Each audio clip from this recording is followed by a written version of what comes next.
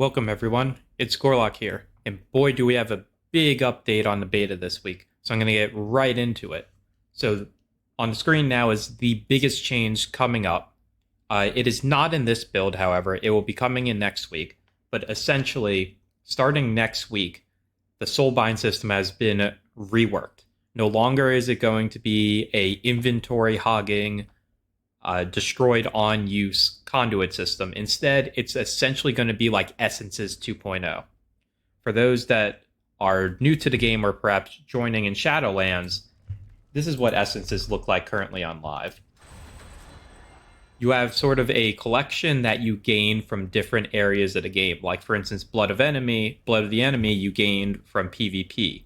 While Conflict and Strife you would also gain from PvP, but say Essence of the Focusing Iris you gained from dungeons. So you're going to have a system very, very similar to Essences in the sense that you're going to go into the world, you're going to gather them from a bunch of different sources. However, Blizzard has stated that in their post over here, they've stated that you're going to be able to get it from a wide variety. And they're promising that you should be able to play whatever you want to play and get the Essence 2.0's conduits that you want. Also, I can confirm the stacking ability is gone. So you can, if you have, say, 3 potency slots, you can only put one type of potency. So you can't stack 3 of your favorite trait. You have to use 3 different ones. I can confirm that as well. But this is really, really good news. So Blizzard has listened to our feedback and they have changed it. So bravo on them. And they promised that we're going to have a user interface to test coming next week. Now, Ian Hazuko's this on Twitter. He confirmed that every single soulbind will now have 3 potency slots available. Great change again. So, however, there's a downside to this. They've also confirmed that switching specs does not switch the saved conduits. So it's a little bit of a bonus, a little bit of a negative, but definitely having 3 potency slots, which, by the way, are definitely looking like the strongest right now. That is very good. Prideful. So we've data mined a new Mythic plus affix. We believe that this one is going to be the seasonal affix. So the way that Prideful works is as you defeat enemies, your Prideful bar will go up, and eventually when it's full, an enemy of some type that kind of looks like a ghost is going to cast some type of Prideful ability. And they're going to gain a bunch of health and do a bunch of extra damage. And then at some point, they're going to explode, possibly 8 or 10 yards. And it may damage everything, not just players. So you might be able to use this Prideful affix to hurt bosses and other enemies in the dungeon as well. It's yet to be determined. It's really early, but it's looking really interesting. Next, PvP talents. The PvP trinket talent is gone. So to show you what that looks like, so on live over here, you can see we have a 4th PvP talent, which in my case, I have Gladiator's Medallion. You could choose between Adaption and Relentless. But if you look over here on beta, you'll see that that choice is now gone. So this confirms that what Blizzard is planning to do is they're planning to give us back PvP trinkets and take away our 4th PvP talent slot. Use, instead of, say, a Mythic Raid trinket, a dedicated PvP trinket. That can change up the meta a bit. That also might mean that the human racial, Every Man for Himself, which I believe got renamed to something in a recent patch, but Every Man for Himself might be very strong again, given that you will have to take up an extra slot on your character to get a stun removal. Big update for the Night Fae. The signature ability, Soul Shape. Previously, it was on use, you turn into this Vulpin creature. You would have about 30% increased speed, and you'd be able to teleport 10 yards. You'd be able to do that teleport a total of 3 times. So you'd be able to go 30% faster, and over 12 seconds, you can get 3 teleports for a grand total of 30 yards. Now, it has changed to something that looks like this. and it is significantly stronger. So we use Soul Shape here. We immediately teleport 15 yards. We are now 50% faster. And we can keep on teleporting. Once again, each time, another 15 yards. So if you use it exactly on CD, you should be able to teleport about 4 times now. 3 if you're on the slower end. So that's looking like a really, really powerful choice. It's not as powerful in its single-use essence as the Venthyr teleport, which is 35 yards. But a 15-yard teleport along with a really, really big movement increase, like a 50%, it's pretty strong. So it's looking like a very, very strong change. Now, this one is a big one. So the blessings for Retribution Paladin have been reworked again slightly. So the amount of healing done has been reduced by 10%. It was 20%, I believe, and now it's 10%. But it's still really, really powerful. It's still a strong CD that you could give to a healer, and they will be doing 10% more damage 10% more healing for 30 seconds. Blessing of Summer has gotten a big rework.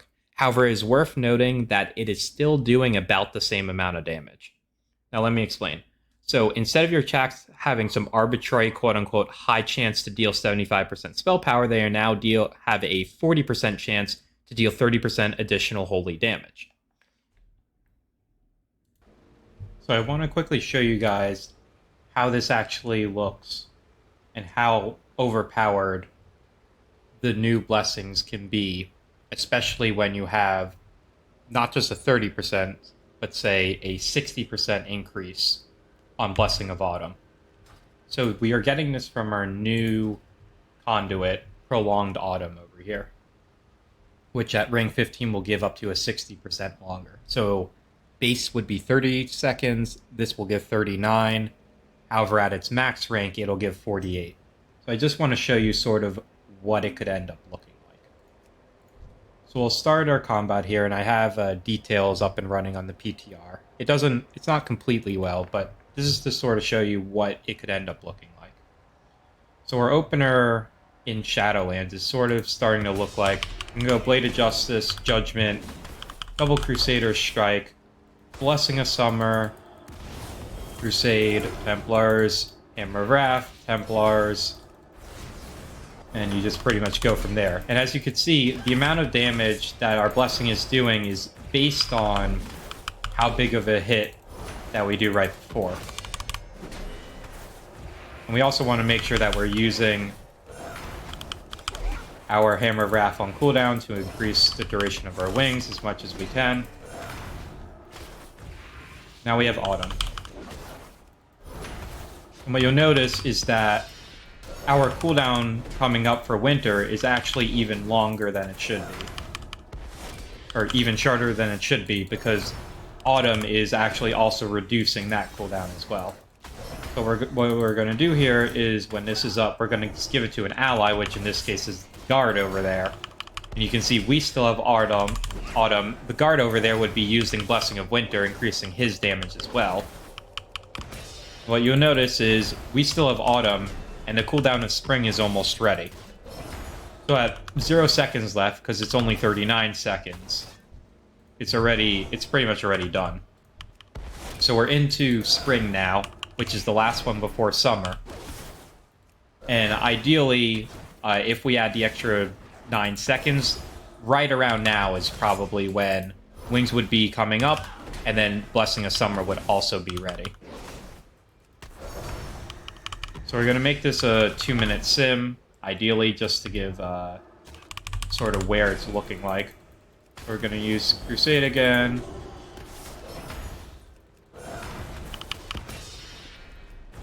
And you can see sort of how they both will start to line up, especially once you get that rank 15. And then you could just repeat it again. When Autumn comes up, you'll be using that.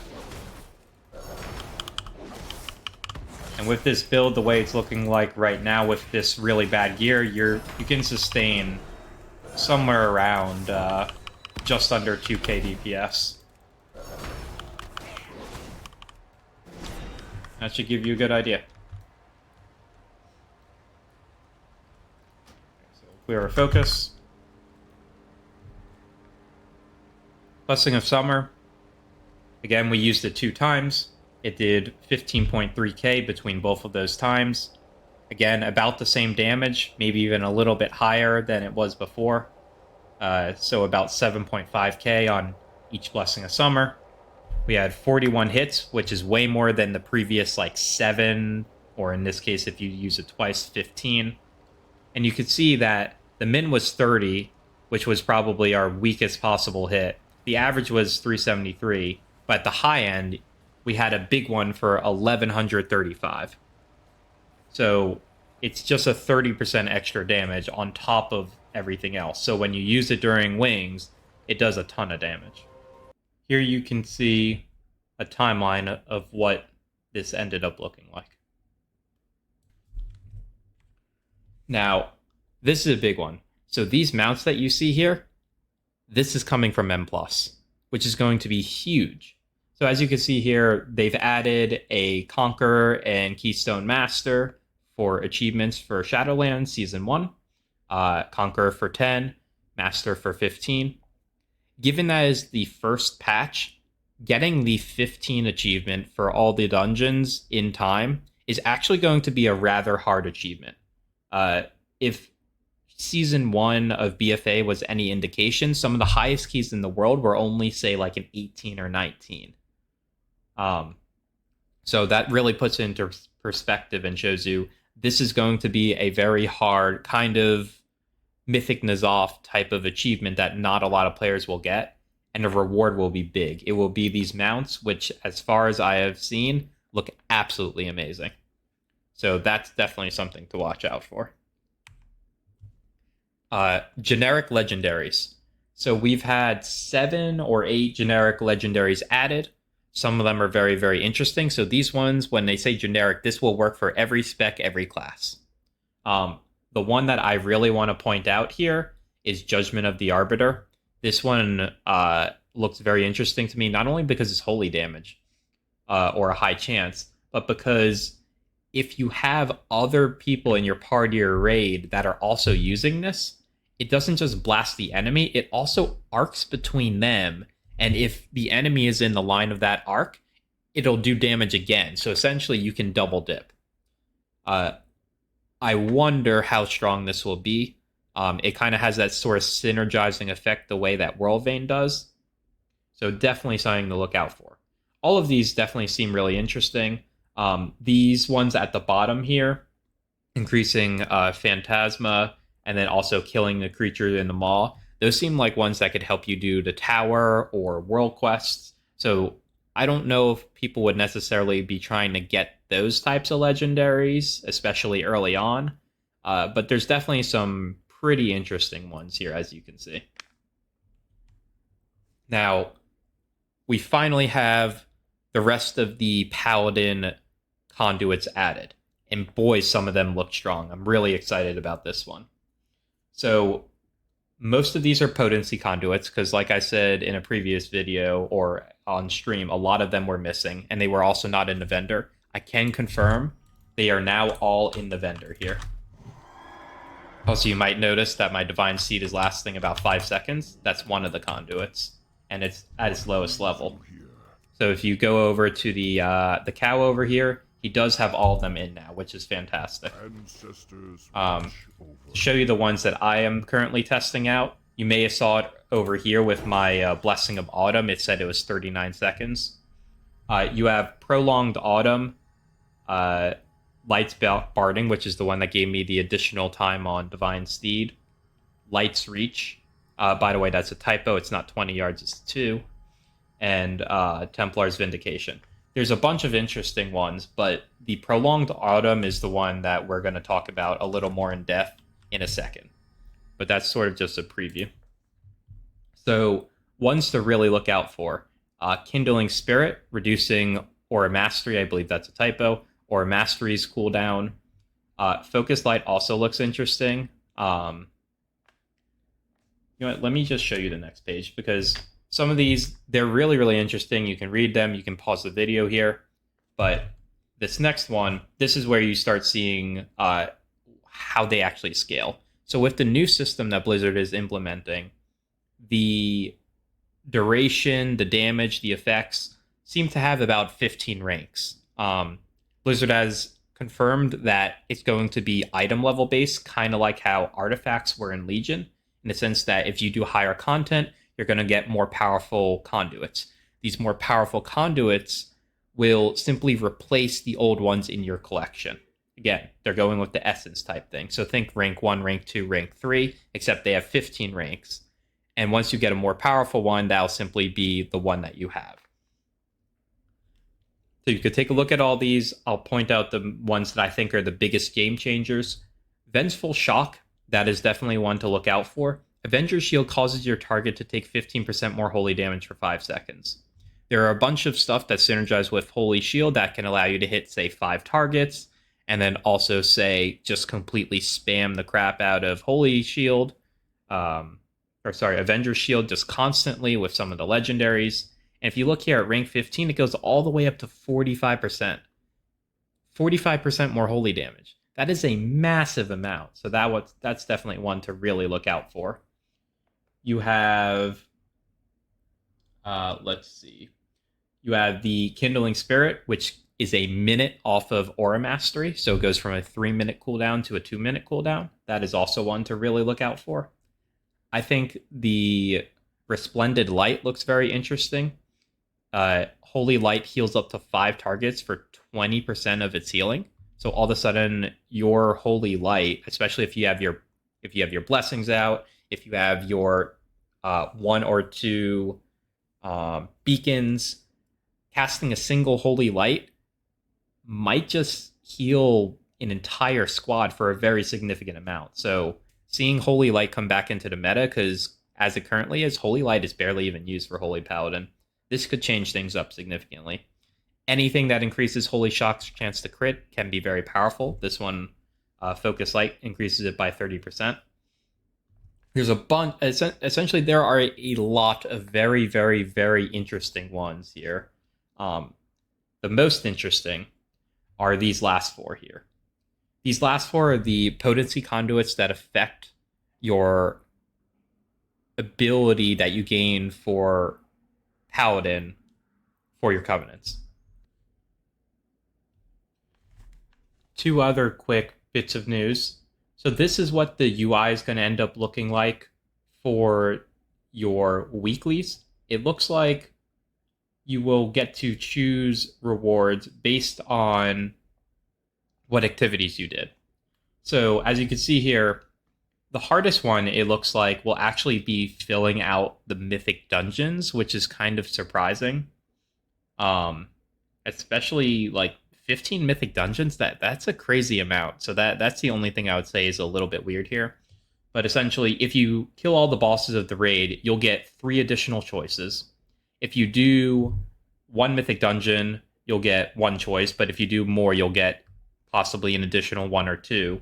And then for PvP, if you get a certain amount of conquest, which in this case they're saying, 250. Again, all these can change. But if you get, say, 250, you can get up to another 3 options here. And it seems like, based on some of the text that they've seen in the data mining, that the item level of these rewards will scale based on, say, if you're doing heroic versus mythic difficulty rating, or how high the lowest keystone level you're doing in those top X runs. So if, say, you're doing a bunch of 18s, then you're going to get, rewards based on that. And then PvP, your highest is going to be based on your highest win in a bracket. What is interesting is that they said pick 1 and only 1, but the way this looks, it almost looks like you can pick 1 of each. So it's not completely clear yet whether it's going to be you get to pick 1 of 3 times, or you're going to get to pick 1 and you potentially might have up to 9 different choices. Either way, it seems like it'll be really interesting. Additional news, also beta character copies are now available. Your character will be scaled down to copy at level 50. However, you will have all of your gear. If you guys like this type of content, please make sure to like and subscribe for more, and comment down below. I'll be looking to answer comments as much as I can. Thanks everyone, and have a great day.